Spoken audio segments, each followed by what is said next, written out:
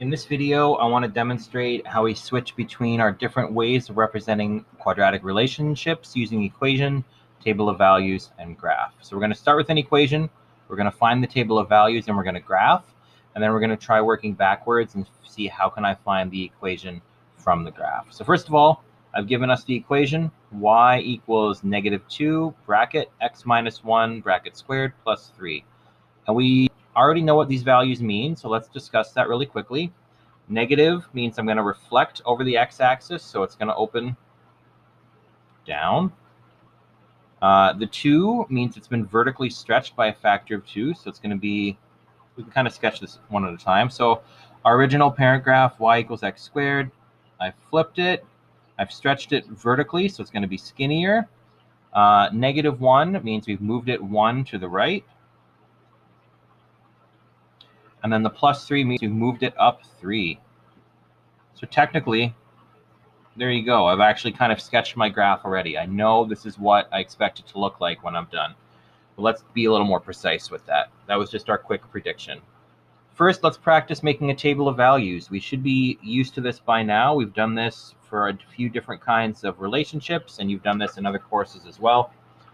X is our independent variable, so I can just choose some random x values that I want to work with. So I'm going to figure out the y value for x equal to -2, -1, 0, 1, and 2. How do I find the y value? Well, I take my equation, I plug in my x value, and I calculate. And you don't need to show this work here. This is just, well, you can just put the number in your table. I just show my work here so you know where the values are coming from. And I'll do the first couple with you. So we're going to have -2 times, instead of x, we have -2 minus 1 squared plus 3. I'm going to do that all in my calculator to save time. -2, -2 minus 1 squared plus 3. And my y value is -15. Let's do our next one. When x is equal to -1. So -2, -1 minus 1 squared plus 3. I'm going to get -5. And then x is equal to 0, and I get 1. X is equal to 1, and I get 3. X is equal to 2, and I get 1. That does not make sense. Let me double check this for a second. Nope, that does make sense. We're all good. All right, so I have my table of values now. So we did our equation. We had started with our equation. We made a table of values. Let's quickly do our quadratic test just to remind ourselves, how can I prove from a table of values that I have a quadratic relationship? So let's find our first difference. So -5 minus -15, which is -5 plus 15, or in other words, is 10. 1 minus -5 is 6. 3 minus 1 is 2. And 1 minus 3 is -2. First differences were not the same, but that's okay. Let's find our second difference. 6 minus 10 is -4. 2 minus 6 is -4. And -2 minus 2 is -4. So we have proved that this is indeed a quadratic relationship because all the second differences are the same. I'll also point something out. There's a relationship between the a value and the second difference. A equals the second difference divided by 2. So if I had a table of values, I could actually find, if I only had the table of values, I could use this to find my second difference. So let's just confirm here. Second difference is -4. 2, a is -2, and a is -2. So just a quick, I won't test you on this skill, but just know that it's possible. All right, so we have our equation. We knew it was quadratic. We made our table of values. We did the extra test to confirm it was quadratic. I just showed you a quick little tip for finding the a value if we only had the table of values. Let's take a look at our graph next. So in our previous video, we already practiced graphing, but let's go ahead and do it again. So let's sketch quickly. X is between -2 and 2. My y values are mostly negative. We're going to go down to -15. So -5, -10, -15, and 5.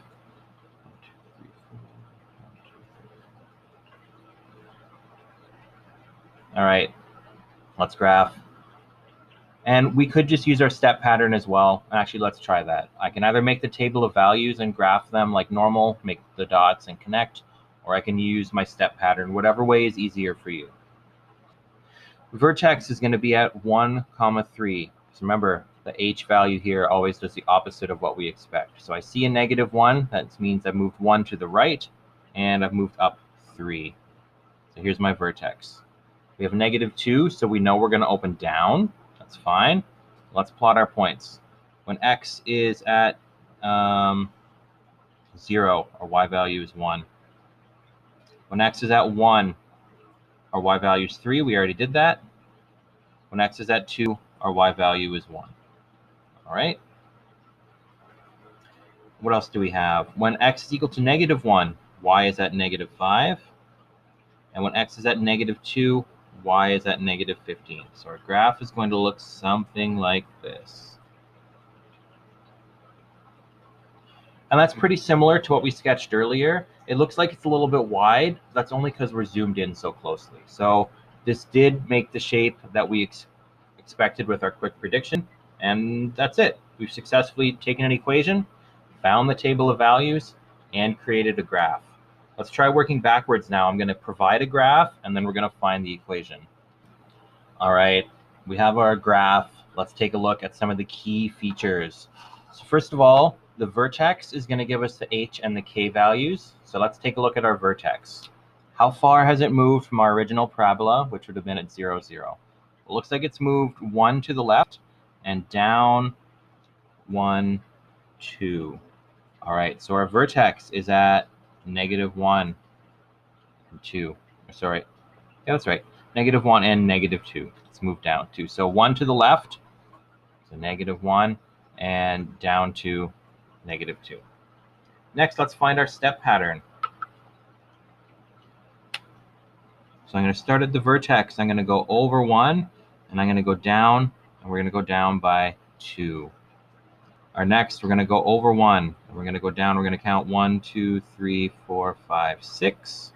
So -2, -6, and we're going to go over 1, and we're going to go down 1, 2, 3, 4, 5, 6, 7, 8, 9, 10. -10. So our step pattern is -2, -6, -10.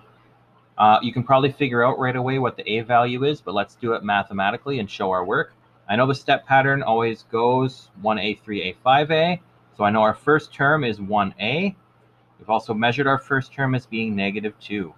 So what does a equal? Well, 1 times a is just a. A is -2. There we go. We already have enough information to create our equation. So remember, y equals a x minus h squared plus k. Let's just fill in the numbers. Our a value is -2. X is just our variable. X minus h is -1. So just remember, our graph moved to the left, so we need a plus sign here because it's the opposite. And how far over did it move? It moved 1. The squared stays there, and then our k value we moved down 2, so -2. And there we go.